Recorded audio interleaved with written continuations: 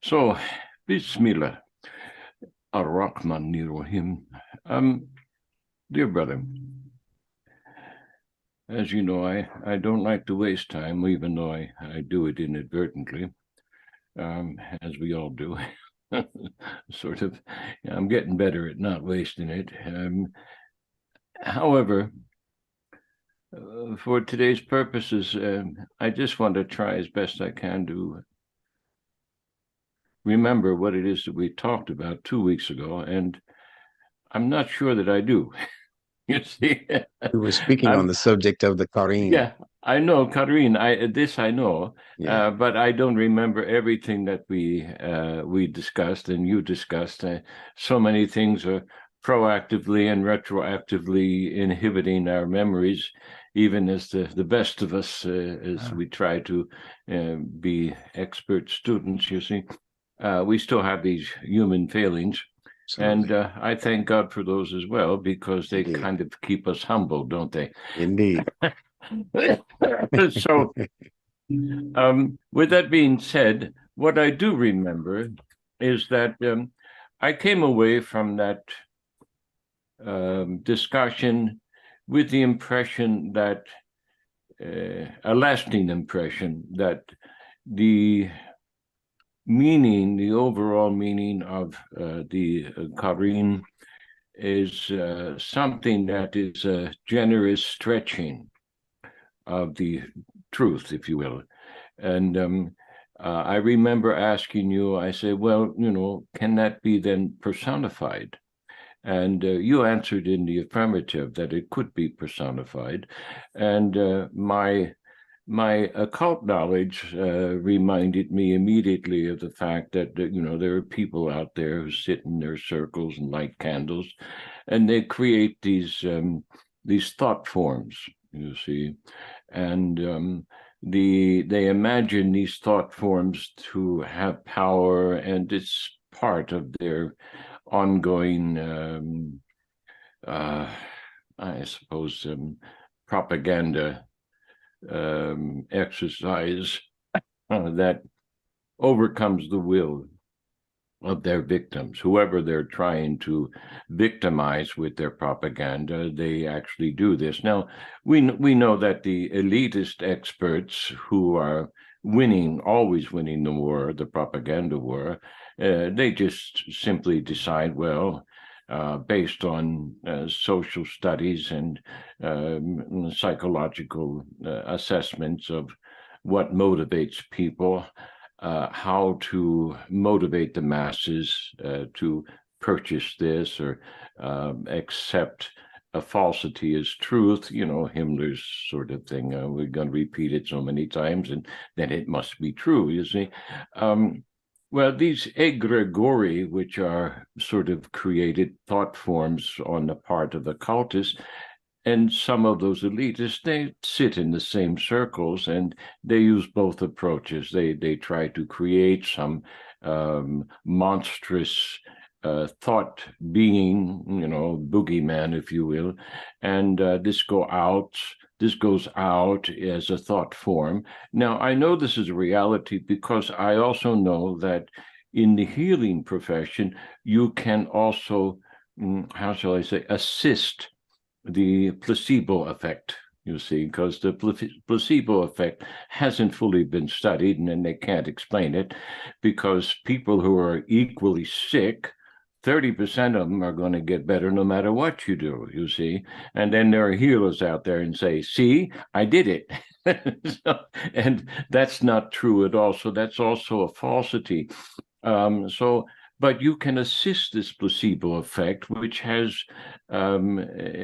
something to do with a positive thinking, the exertion, the emanating of positive thinking. I know I did this on a few occasions with some of my patients, and shamans do this all the time, and people attribute magical thinking to this. It's not magical at all. We No.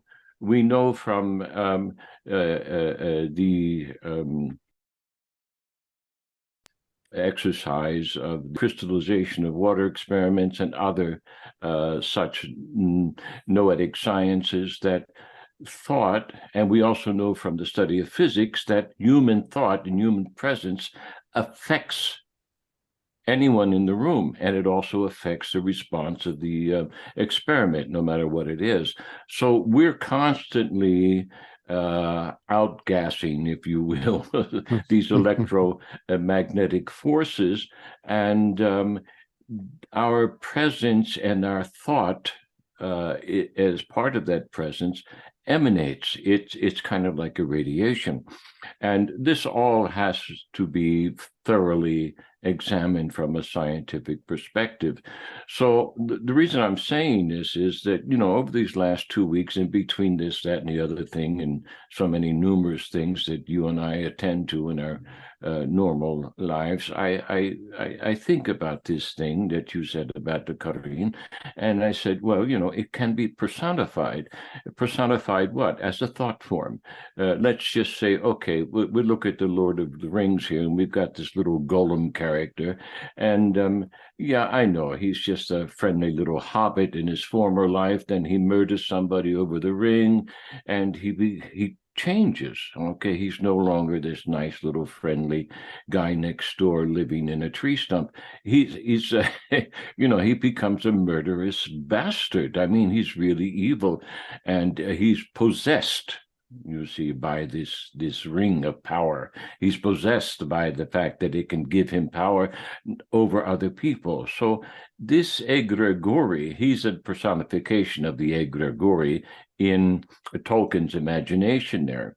And so I know that this is the kind of like the obverse of the two-sided coin with respect to good and evil, harm and benefit with respect to thought forms and, you know, the eminence of our feelings. Okay, so we have a life of feeling, which is the middle ground between the instinct and the corona, if you will, the crown here of cerebral thinking, which then affects the will. So if we bring them all into harmony, as far as which is the purpose of Islam, we want to bring them into peaceful harmony, then we can manifest a positive charisma, and this charisma is something that affects everyone around us. Now, you can also misuse that charisma, which is something that politicians do all the time. They misuse it. Entertainers do it all the time. Magicians do it all the time. They distract you, and you're looking at one thing, and while they're doing another thing, which is going to bring harm. So this idea of the QaReeN here is what I'm trying to get at. Where does this fit into your understanding of this projection of our inherent powers of will? You see, I can will you to feel good. I can also will you to feel bad. People with personality disorders are doing this all the time because they're only willing good for themselves, you see. So this is kind of a negative draw. They're like vampires, you know, sacrifice, whatever. While they're sustaining themselves, they're destroying you. And in the long run, they destroy themselves as well. So this kind of interrelationship, I think, has something to do with the meaning of this QaReeN, which Dr. Hani has introduced to his students and invariably to some of our students as well. From the Nunetic perspective, I want to try and bring this into a sharper focus. So am I projecting myself in the right field in the ballpark here of definitions and understanding? Is there something I'm overlooking? And if I'm overlooking it, please try to fill in the gaps of my understanding here, because this is a significant matter. I don't think it's something to be taken lightly, this one little word, because it's used in one passage in the Quran to represent a rather significant event in the presence of King Solomon, the removal of the Queen of Sheba's throne. Now, I don't think this is anything that literally happened. I think it's something that is symbolic, and but the jinn apparently that is referred to here is called the QaReeN, if I remember correctly. So. Dear brother, I know I probably said so many things that may be even confusing to many of our listeners, even to myself, but I'm trying to consolidate what I remember here and fit it into what I already understand, and also as an introduction to what I don't understand, you see, which I'm seeking the help of yourself and Nunetics to come to grips with. So, inshallah, let me turn the microphone over to you so that you can address this matter if so informed. Please, brother, help us out, inshallah. Inshallah. Bismillah. Begin with Allah's signature, the merciful benefactor, the merciful redeemer. And we ask Allah to continue to influence this conversation so that we will say only that which is most pleasing to him and most beneficial to people. There are instances in the history of Muslim scholarship where they have placed undue and enormous amounts of emphasis on things that the Quran itself does not emphasize. There are instances in the history of Muslim scholarship where they have taken words that are not even to be found in the Quran and superimposed them over other words in the Quran. So this is how jinn become QaReeN, although the Quran never says anything like that. So I'm gonna help you to follow the bouncing ball of Nunetics so that we can determine better what's being spoken of. Please. Allah did not reveal the Quran so that all of us might pack our bags on a journey to Spooksville. Right. Thank you very much. Allah says the Quran is clear and concise and detailed, you know?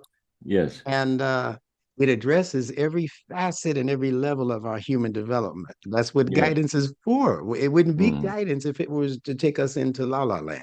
Yes. As many of these scholars, unfortunately, have done. Some of them unintentionally, I'm sure, and others, I'm sure, did it intentionally, just as the Christian preachers would mesmerize and hypnotize their Sunday morning audience in the churches because they know it brings more fulus to the coffers, you know. And as long as you can keep people unstable, emotionally speaking, you have a chance to manipulate them to no ends. And to drive them further in the direction of whatever it is you're plotting and planning to do above and beyond the heads of the people. And that's the travesty in our history. And this QaReeN has been described in many ways. Sometimes it's described as a ghost. Ooh, yeah. Yes. But really, what's being described in the Quran, in other words, when Allah uses the term jinn, and even that term jinn has been misappropriated in terms of scholarship and how they apply it. Yes. Because jinn is not one thing. Yeah. Just like if we're going to apply consonantal connections in the case of jinn, I want you to think of the English word gene, G-E-N-E. And genes are not just one thing. So jinn in the Quran is given in different ways. Sometimes it's jinn, sometimes it's jinnati, feminized. You know, it's given in different ways, you know. Sometimes it's a jan. So these seemingly minor differences actually represent major insight when you understand how Allah is delivering this revelation that we now know to be the highest form of frequency modulation available to man. It's frequency modulation. How do we know that? Because the first words given to Muhammad the Prophet, Iqra, they translated as read, another one of those misappropriations and misinterpretations and interpolations. Mm-hmm. How could Iqra mean read when the man didn't have a book? Mm-hmm. Muhammad the Prophet is not spoken of as having received a physical book.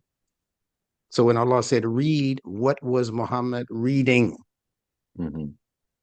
And it's right there in the sentence that comes along with Iqra. Iqra bismi rabbika alladhi khalaq. Read the Lord who created.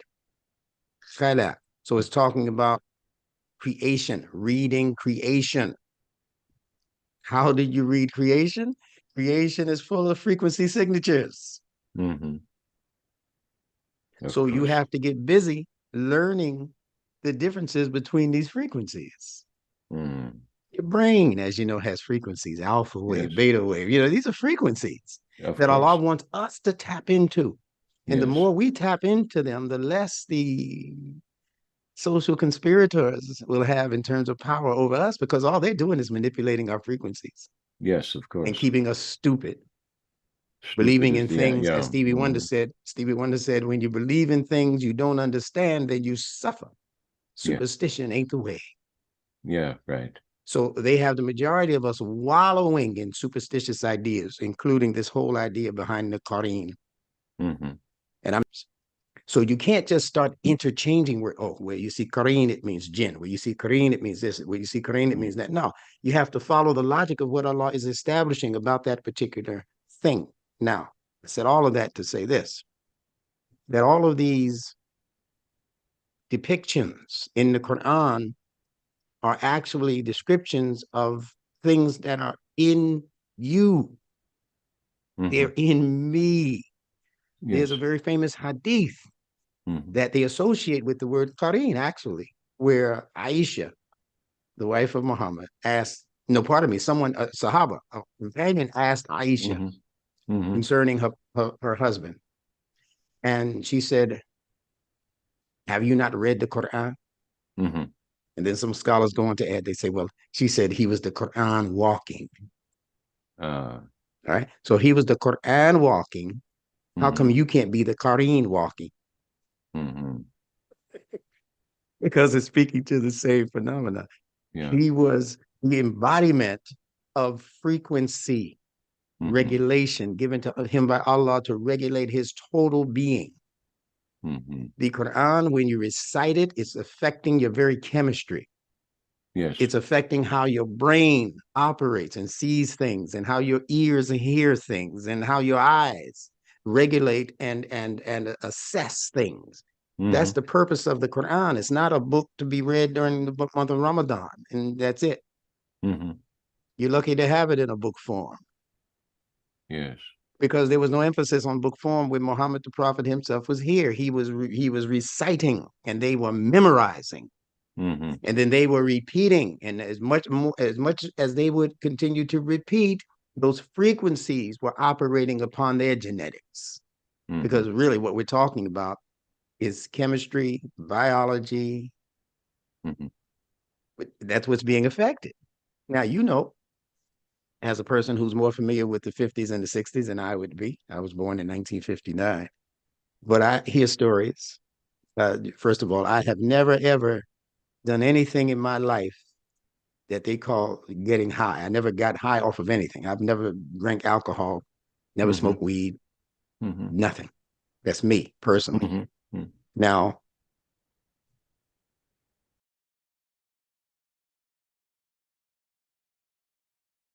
I have grown to understand that these are really just chemical interchanges. It's a chemical, and it's Sure. interacting with chemicals in your body to cause you to believe things, to see things, to even hear things that the person standing right next to you who's not in your condition doesn't see, doesn't hear, right? Yes, that's correct. Ayahuasca, whatever we're talking about, right? Mm-hmm. So what it is saying is that the possibility for even going into other dimensions, it's built into you.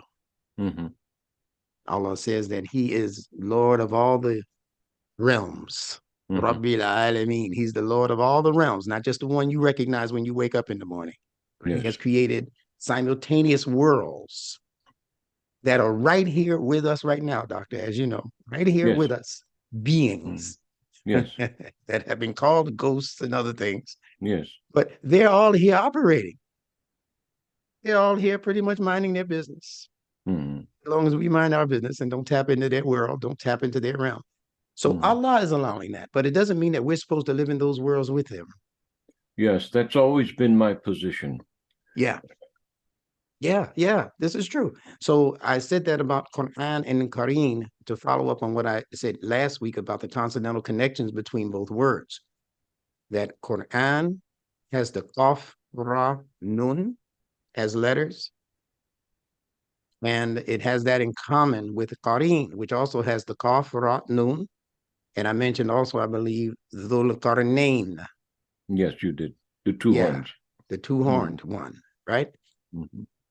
So, and you can hear in Qaf, Ra, Nun, if you exchange Qaf with the letter Ha, it's called the guttural from the throat, Mm-hmm. Qaf, Ha, you can interchange those letters as long as they're found in the same part of the mouth. So, Qaf, Ra, Na is also Ha, Ra, Na, which gives you the English word horn. Yes. Mm-hmm. Yes, it does. All right. Yeah. So, what is the Quran? Allah speaks about blowing the horn on the day of judgment, doesn't he? Yes. We're still waiting for some cherub butt angel, Yeah. wings out of his back with a diaper on to come and blow a horn, or whoever. They say Jibra'il, or the angel Jibra'il, another misnomer, because the Quran never refers to Jibra'il as a mala'ik.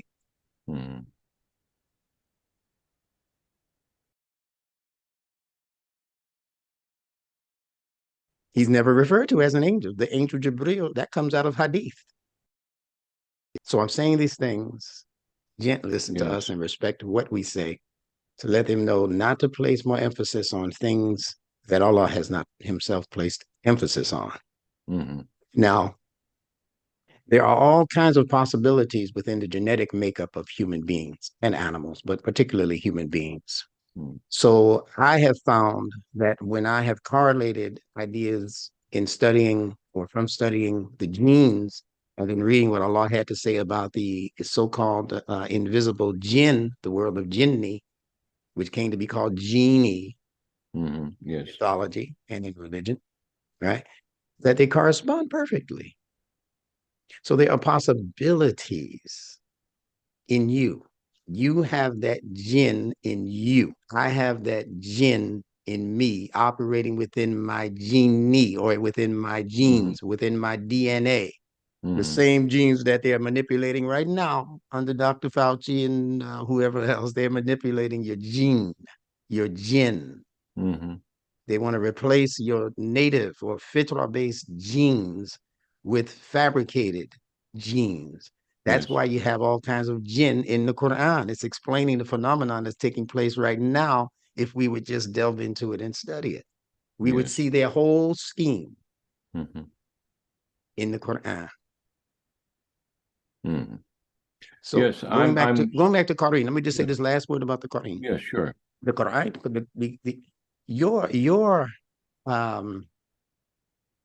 your sense, when I say you, I mean humans speaking to now, our sense of right and wrong, our sense of moral consciousness, if you will, is clocked into our genes. Yes. It's in fact, you wouldn't call it morality, but it's also clocked into the very biology. It's clocked into your cells. It's clocked into amoeba. These things know what to do and what not to do. These things gravitate towards certain influences and they stay away or push away or lock themselves up, as in the case of a cell. It'll lock up itself, it'll lock up the membrane, and it will not let that enemy in to its interior. Yes. Now, in the human world, we would call that moral thinking or moral consciousness, not to let in bad things and to keep in the good things and, that kind of fight off the bad, fight off the enemies. We would say that's civil and that's moral consciousness at work in the human, but we don't call it moral consciousness in the gene or the genie, the jinn. We don't call it moral consciousness, but it operates on the same pattern. So jinn, and in this case, QaReeN, is really just a description of the distortion that can take place within your moral judgment. There's a distortion that can take place based on how you see what you're perceiving to be reality. Yes. Again, the man who's high out of his mind, standing right next to me, is going to see something almost completely different than what I'm seeing with my sober eyes. Yes. So it would be hard for me to convince him that what he's seeing is not real. Yes. He's describing it to me. He's writing books about it. He's living it.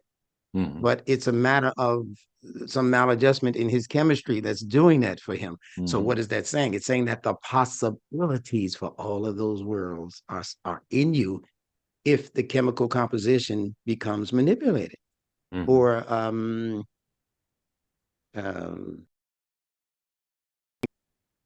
yeah, I think for that, because people intentionally manipulate it. Now you can do that through the use of external chemicals like the plants and whatever they're finding, and they smoke it and they go on this trip. Sure. Or it can be self-induced. And this is what ancient India was heavy into. That's what produced the whole chakra system experience, the activating of the pineal gland and all the rest of that. That's something you don't need to smoke a joint to do. And that's something that your deep breathing exercises and the concentration and the meditation that we do can produce it without you, striking a match to light up a joint. Yes. Or snorting some coke or shooting some heroin. You don't have to bring anything from outside to affect that chemical composition. Your mind is powerful enough to affect your body's chemical composition. Just your thoughts. That's why the placebo effect is an effect, because you believe that you're going to be healed. Same thing in the church. You are healed. And then folks get up and start dancing and get out the wheelchair, whatever. I don't know what the extent of it is. But the point is that the mind has not been explored yet to the degree that we can say 100% that the mind can do A, B, C, X, Y, Z. Because we're seeing the Western world and its sciences as the pinnacle of science, and it's not. No, it's not, because it's a material approach. Yes, it's a material approach, and they divorce themselves from any kind of spiritual connection or connotation. And that's why the Western sciences are severely limited. Yes. So we have to just understand that Allah has placed within us what he calls in Surah Shams, the surah speaking about the sun. In fact, he compares the sun in that surah with the human soul, with the nafs. Allah is knocking on the door. Hey, anybody home? Did you hear what I just said? I started out talking about Shams, and now I'm talking about the nafs. So there's something about the soul, and the Latin-speaking people caught on early. They call the sun SOL. They caught on early. Yes. So Allah says, and the soul as to its wrongs and its rights. See, it's fujuruha and it's taqwaha. The soul has, they say that means evil or immorality and all of these other things, but they're not meaning those things in the raw form of that word, which comes from fajr. It only means that fujur with the see, that's the spooky part. That means that you're not quite registering it in the intellect yet. It's in the soul, but you can't. It's like fajr. Right before fajr, you're not seeing everything clearly.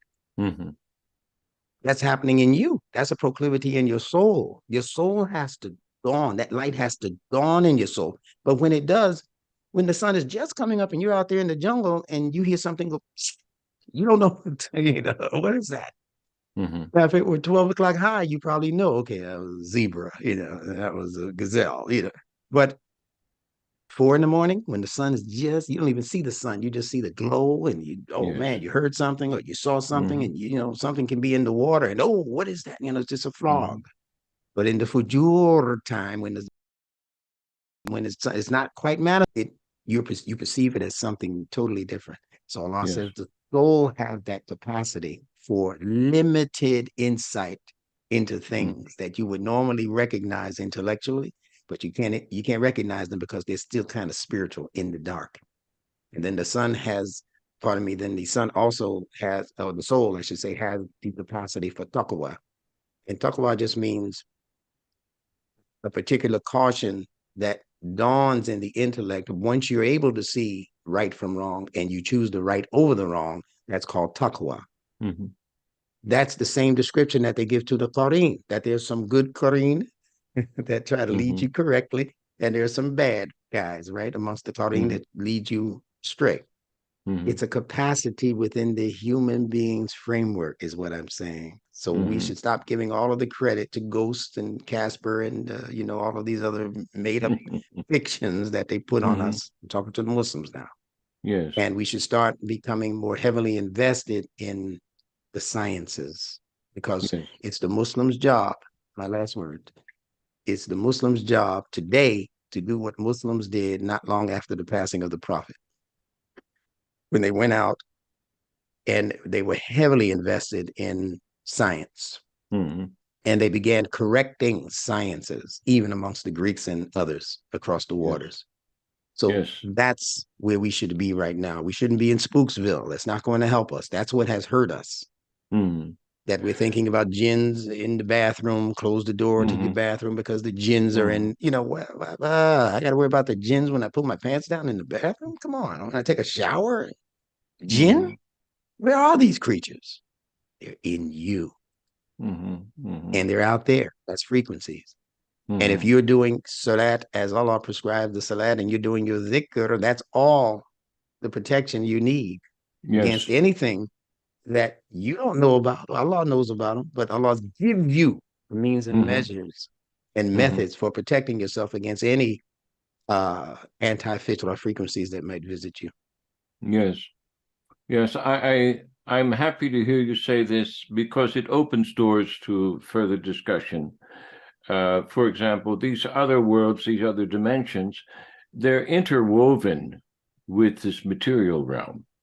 But I mean, this interwoven is part of the modern physics now.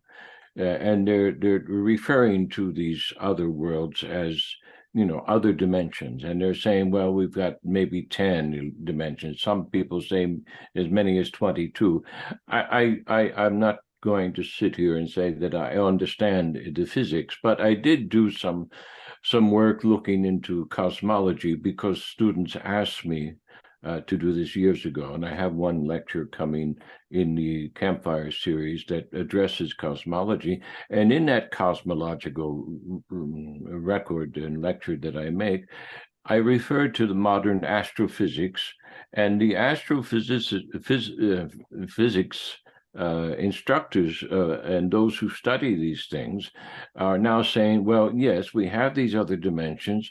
It's not so much that we understand them, but we know that they exist, and they're interwoven, you see, and there are passages within the scripture, especially Al-Quran, that say, oh, they're interwoven. Yeah, and it talks about the Allah weaving these things together, you see, and so there's a preoccupation on the part of many Muslims and other people to become preoccupied with what's going on in these other dimensions, as if that's the be all and the end all that's going to lead to our taqwa, and that's not correct as far as I can see. Right. Yeah. You're So right. now I just want to demonstrate, give you a few and our audience a few experiences from my own life with these other dimensions. I had once a wife who wound up being possessed after trying to convert the wife of a shaman, practicing shaman, and she came back out of her mind for about 2 or 3 weeks and would not sleep and was actively psychotic. And I addressed this other persona with her. I addressed this other persona, and he, whatever it was, this other spirit, spoke to me quite, just like I'm talking to you now. Mm-hmm. And it was no big deal. There was nothing spooky or hair standing on end, superstitious or anything. It just kind of happened. And we finally convinced this entity to leave because they had no business with us, and we were interfering with our life and causing the disruption of our daily rhythms, all that sort of thing. Well, I experienced that as a Christian, you see, at the time when that happened. Now, I knew another man who was highly regarded in the peninsular Malaysia, in West Malaysia. He was vice rector of the International Institute there for Islamic Studies. And he was called on from time to time by people, especially from his hometown in the country village, to help out with certain individuals who'd become psychotic. And he told me about an incident where he was visiting and his relatives at home, away far from the city. And one of these village people called on him and said, Uncle so-and-so is having trouble here. And so he went to see Uncle so-and-so, and Uncle so-and-so was out of his mind. And the story was that Uncle so-and-so went out into the jungle, and he was doing whatever he does with the banana trees, and he pissed on a non-banana tree, some other tree,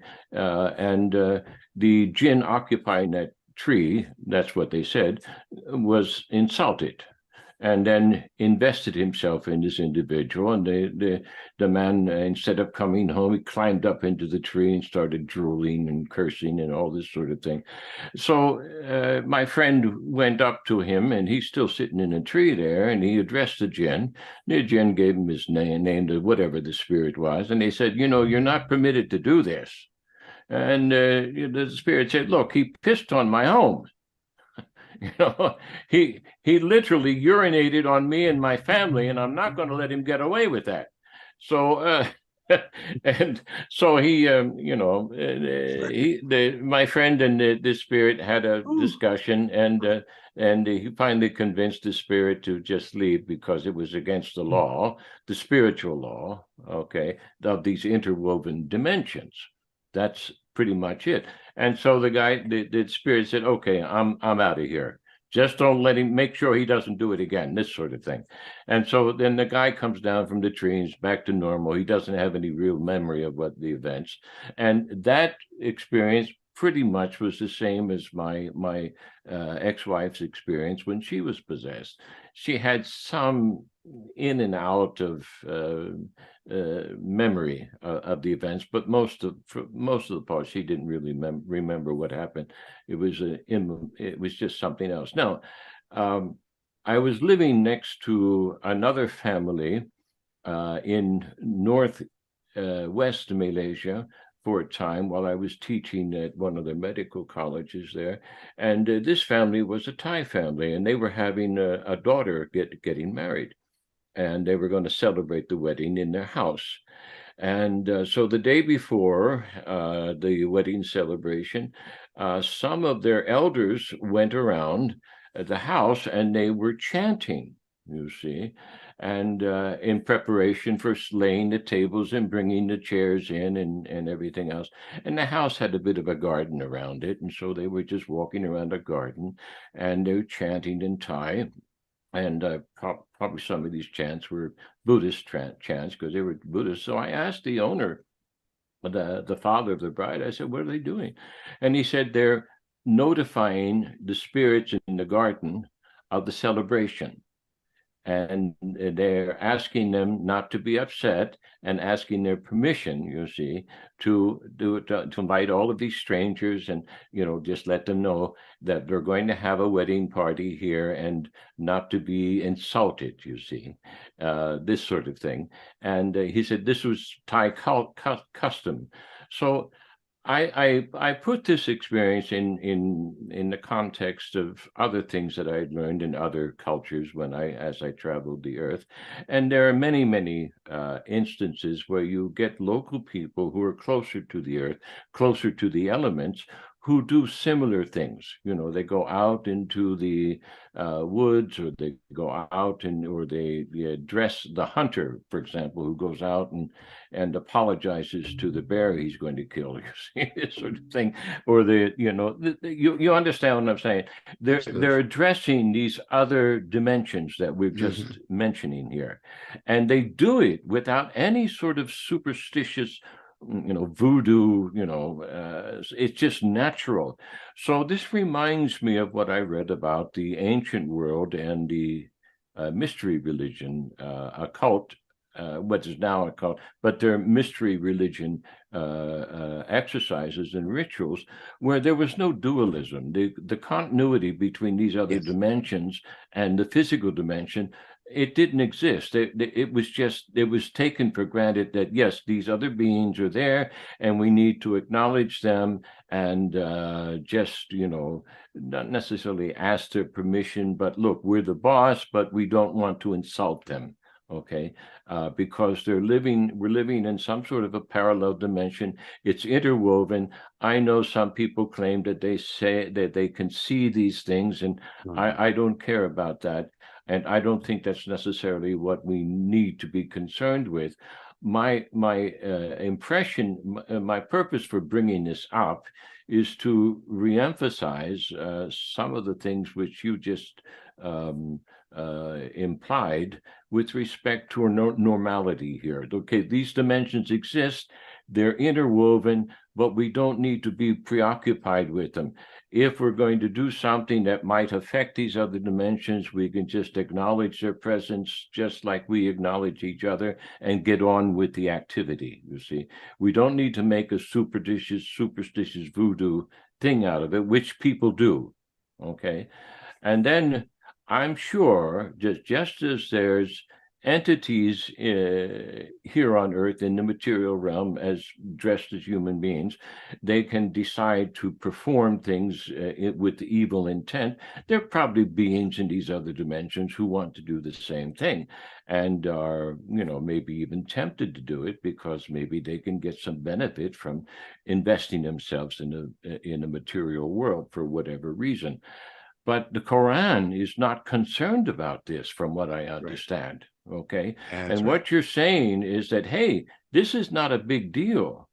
This is no different than just going down to the post office and, dropping a letter in the post box and expecting it to be delivered where it's going to be.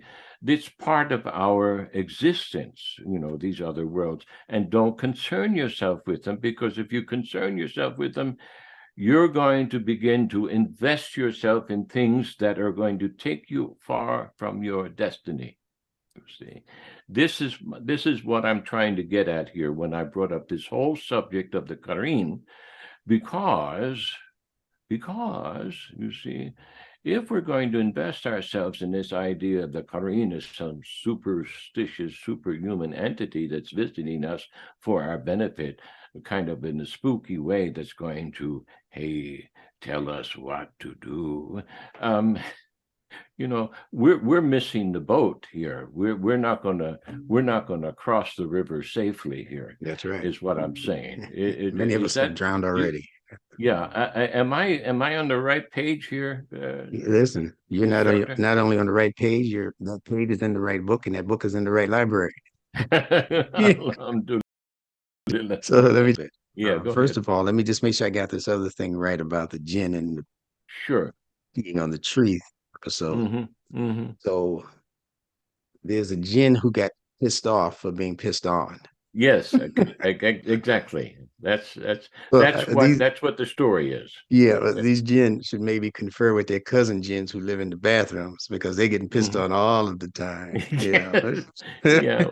Well, this guy's not living in the bathroom. He's living in the tree. He's, like a squirrel. But your Muslim ulama tells us that the jinns are living in our bathrooms. Yes. I got you. Bathrooms that didn't even exist in the time of Muhammad. Yes, right. All right. Anyway. Again, entities are part and parcel of numerous realms, or as you say, dimensions, that Allah speaks to exactly in the beginning of Al-Fatiha, when he says, Alhamdulillahi Rabbil Alameen. The definitive praise belongs to Allah. It's his property. That praise is his property. And he is Rabbil Alameen. Rabbi Alameen. He is the Rabb. And we'll talk about that and what that means in just a moment, because it's going to explain Al-Alameen. Rabb. Okay. Please. Wherever you see Rabb, it's explaining what comes after it. اقرأ باسم ربك الذي خلق. So Rabb is explaining خلق, creation. In this case, Rabb is explaining El, which they translate as worlds, planets. Al-Awalim, Rabbi al-Awalim. Alam means Lord of all of these planetary bodies and systems. El-Alam. Ilm is the definitive word in Alamin. It's from alama, to know. And that's where the word ilm, which is knowledge and science. It's not just knowing things, it's knowledge and things operating upon scientific principles. So al-alamin means anything in the cosmos that has sentience. Now, why is that important? Because Allah says in the Quran, in several places, he speaks about the skies and the earth in two different ways, though. He says, samawati wa man fil ard. And that means whoever, not whatever. Fi, not on the earth, in the earth. You get me? Right? Yes. So Allah is telling us that there's sentient life in the universe, beyond earth, in the as-samawat. I know Dr. Haney has another way of interpreting that, and I respect that. Immediate picture that you think about when you think about the cosmos and what's out there, Allah is telling you, man is always a reference to living beings. Ma, when he says ma fi samawati wa ma fi ard, then it can be living objects, like your planets and stars and whatever else is out there floating around or flying around or situated. So why is one saying ma and the other one saying man? The difference in those two words is the letter N. Ma, whatever.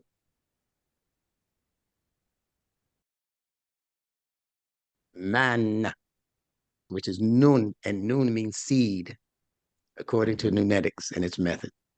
And seed produces living organisms, living forms. So Allah is telling us that you are not the only life in the universe. In fact, he says in another place in the Quran to humans, he said, think not that you are the, I call it the greatest thing since sliced bread. He's telling the human, you're not greater than the heavens and the earth. He tells you that. Yes. He has only subjected these things. Sakhara is the word. He has sakhara, the entire creation, in service to humans, but they don't belong to you. They belong to Allah. Yes. They are the property and the servants and the slaves, if you will, of Allah, not you. So because I can put a seed in the ground and produce a plant doesn't make me God over the plant world. And this is where humans have erred in thinking that because they see themselves as having a particular level of power over created things, that we must be God, or we must be the gods, or we must be gods in a pantheon under the big, great guy in the sky. And that's not the way that goes. He has only subjected you. Right? But not you. He has only subjected the creation to your service. So they will comply with your commands and demands for as long as you comply with Allah and his commands and demands. When you stop complying, then the whole fitrah turns against you. As you see it doing right now. Yeah.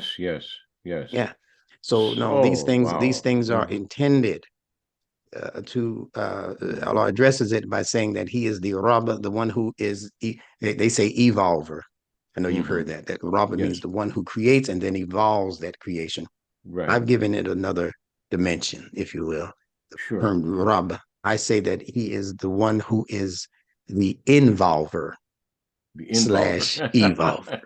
Easy. Because life becomes involved before it becomes evolved. You know that as a medical practitioner. The life germ has to become involved first within the mother's uterus. And it's taking on the word is involution. Involution, yes, exactly. Right. So there has to be a process of involution before there can be a process of evolution or evolution. Yes, yes. Has to be. And the involving process, the process of involution within the mother, is the accretion process, where the infant, or not even the infant really, but the embryo to begin with, has to go through a level of accretion and the acquiring of mass. See? Yes. That will eventually qualify it. It's being quantified in the womb. It's gaining quantities. They want to see through the, how many fingers, how many buds in the embryo. Then when it becomes a fetus, how many fingers, how many toes, how many genitals, what is this, what is the sex? So they're looking for quantification in the womb. And it's only it's only after the baby comes out that you begin to look for qualities in the right? All right. So Allah says he's the one who creates and then repeats his creation. So you don't have to go through all of those millions of dollars worth of billions of dollars worth of scientific research to know even how the creation got here. He shows you every time a baby is born.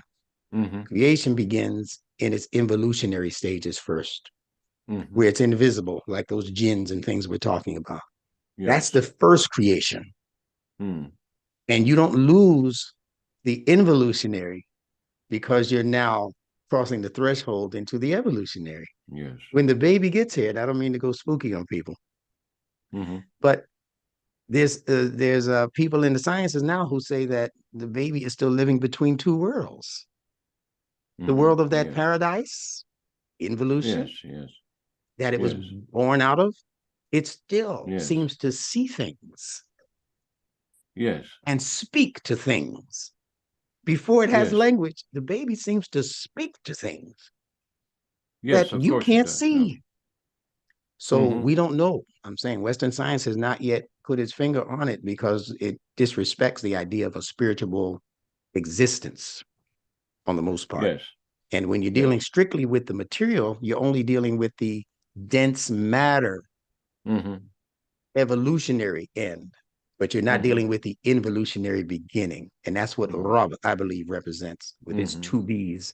Rab, involution,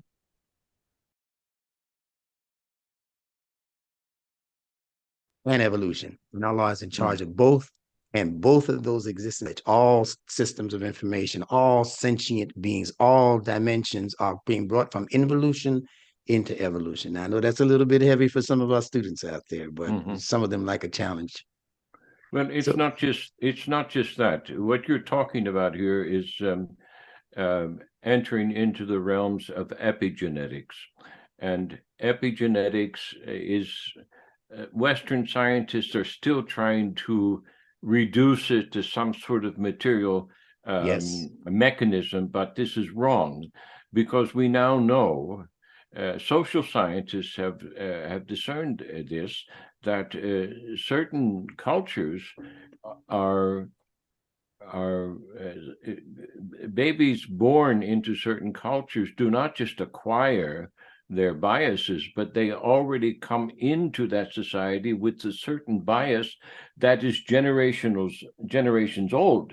So it is somehow that bias, whatever that bias and influence is somehow emanating from this other dimensional sphere.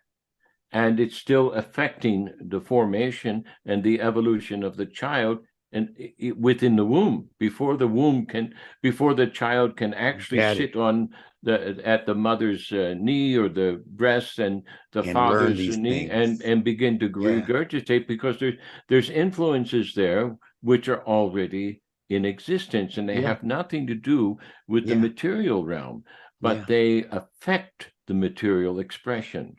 And then this affects the emotional expression, and then this affects the overall way in which people think.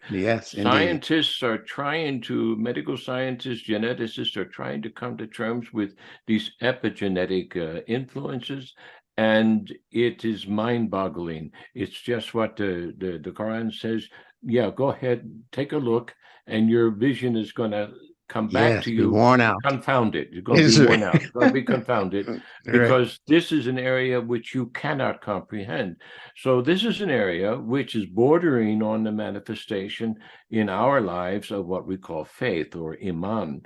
So because it's only through faith and iman that we can bring these things, these influence, into proper order, so that if there's something negative there, we can ask Allah to remove it, or to prevent it from expression, or to express what is meant to be expressed instead, you see, according to his will, not our will. And we beg for that, you see. We beg for that because this kind of a dua is a begging before the king. You bow in reverence, obedience to the king, and this is part of what the Christians call the agape love, the reverence for our source creator. You see, so we're getting into realms here which border then on and brings us full circle back to this placebo thing. Well, what is this placebo thing? It's part of the expression of kun fayakun, which we need to, how shall I say it? We need to amplify it, you see, and you can only amplify it with Rahim grace, if I'm understanding you correctly. And you can only get that Rahim grace by expressing yourself in true Iman. And ritual doesn't do that. You have to activate it yourself. So that means you have to have a conversation with Allah subhanahu wa ta'ala and say, look, Lord, I know I'm, a sinful creature here, but I'm trying to do my best, and I need your help to be better. How can I improve myself? And you have this ongoing conversation with him, no different than my friend had the ongoing conversation with the spirit from the tree, you see.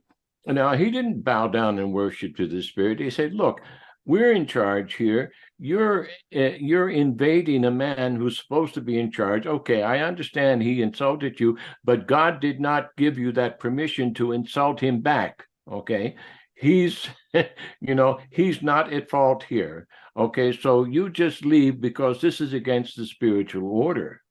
And the spirit left. Okay, I don't know what the rest of the conversation was, but there was no recitation of this, what they call Rokia business. It was just a straightforward conversation.